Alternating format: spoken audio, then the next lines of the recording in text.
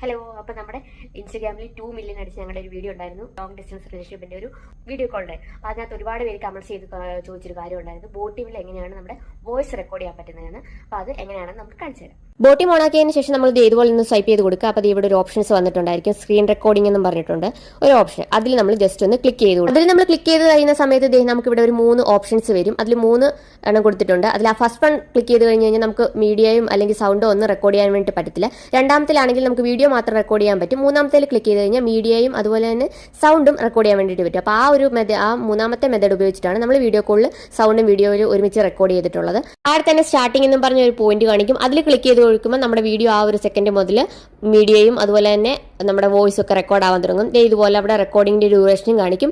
അത് നമുക്ക് സ്റ്റോപ്പ് ചെയ്യണമെന്നുണ്ടെങ്കിൽ ആ ഒരു പോയിന്റിൽ വന്ന് ജസ്റ്റ് ഒന്ന് ക്ലിക്ക് ചെയ്ത് കഴിഞ്ഞാൽ മതി. ഓട്ടോമാറ്റിക്കലി നമ്മുടെ വീഡിയോ അതുപോലെ തന്നെ സൗണ്ട് സേവ് ആവുകയും അത് നമ്മുടെ ഗാലറിയിൽ വന്ന് കിടക്കും. അപ്ഡേഷൻ ഒന്നും ഇല്ലാത്ത കുറെ ഓൾഡ് ആയിട്ടുള്ള ഫോണിൽ ഈ ഒരു ഓപ്ഷൻ വരുമോ എന്ന് എനിക്ക് അറിഞ്ഞുകൂടാ. ന്യൂ അപ്ഡേഷൻ ആയിട്ടുള്ള ഫോണിലെല്ലാം ഈ ഒരു ഓപ്ഷൻ ഉണ്ട്.